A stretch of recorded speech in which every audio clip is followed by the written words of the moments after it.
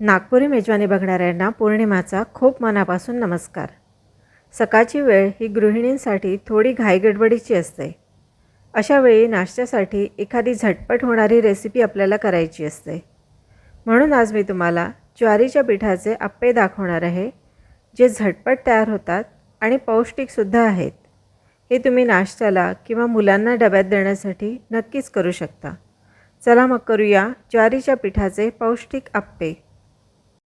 हे अप्पे करण्यासाठी आपल्याला 2 वाटी एवढं ज्वारीचं पीठ घ्यायचं आहे। 1 वाटी एवढा भाजलेला उपमा रवा घालायचा आहे। हा मार्केटमध्ये सहज मिळतो। हा नसेल तर आपला नेहमीचा रवा भाजून घालू शकता।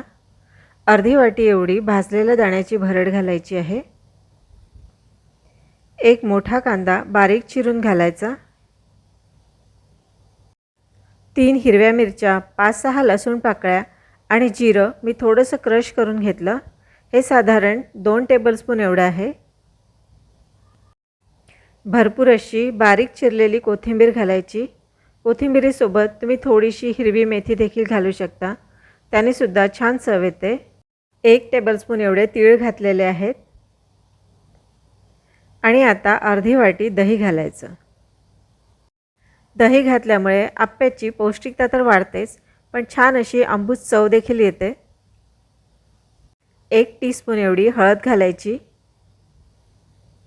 1 टेबलस्पून एवढी धना-जिरा पूड घालायची। मीठ घालायचं आपल्या चवीनुसार। थोडीशी साखर घालायची, कारण आपण दही वापरलेलं आहे। थोडंसं तेलाचं मोहन घालायचं। हे सगळे जिन्नस आता छान मिक्स करून घ्यायचे। मिक्स करत असताना यात लागेल तसं पाणी ॲड करायचं आहे। पाणी थोडं थोडं करून घालायचं, म्हणजे पिठाच्या गाठी होत नाही। ज्वारीच्या पिठाला पाणी तसं थोडं जास्तच लागतं। साधारण हे इतपत सैलसर झाल्यावर आता आपण याला मुरत ठेवणार आहोत। यात आपण ज्वारीच्या पिठासोबत रवा देखील वापरलेला आहे। रव्याला थोडा वेळ मुरत ठेवणं आवश्यक असतं। याला आता 15 ते 20 मिनिटं झाकून ठेवायचं। 20 मिनिटं झालेली आहेत। रवा देखील छान मुरलेला आहे। आता यात पुन्हा पाणी ॲड करायचं। साधारण भजीचं पीठ जेवढं सरबरीत असतं, तेवढं सरबरीत हे पीठ आपल्याला करायचं आहे। लागेल तसं पाणी ॲड करत मी हे इतपत सैलसर भिजवलेलं आहे। खूप जास्त सैल पण नाही भिजवायचं, नाहीतर आपल्याला जाळी व्यवस्थित पडत नाही। पीठ भिजवून झाल्यावर यात आता अर्धा चमचा एवढं इनो घालायचं। इनोवर चमचाभर एवढं पाणी घालायचं आणि हे छान मिक्स करून घ्यायचं।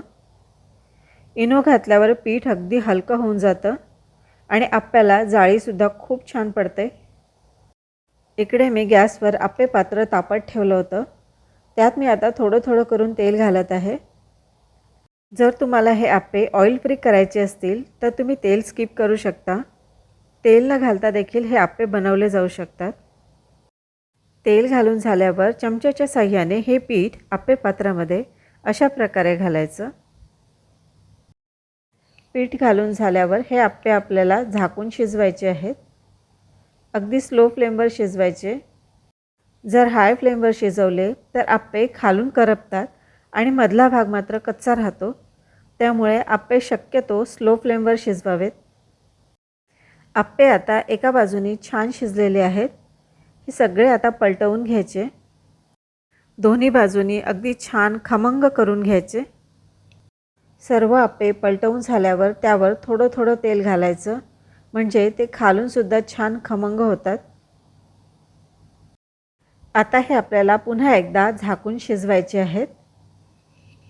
या अप्प्यांसोबत खरं तर कुठल्याही सॉसची किंवा चटणीची अजिबात गरज नाही। हे नुसतेच खूप छान लागतात। पण जर तुम्हाला हवं असेल तर तुम्ही टोमॅटो सॉसबरोबर, पुदिना चटणीसोबत किंवा डाळीच्या चटणीसोबत हे खाऊ शकता। तर मग करून बघा असे ज्वारीच्या पिठाचे पौष्टिक अप्पे, आणि रेसिपी आवडली तर मला कॉमेंट करून नक्की कळवा।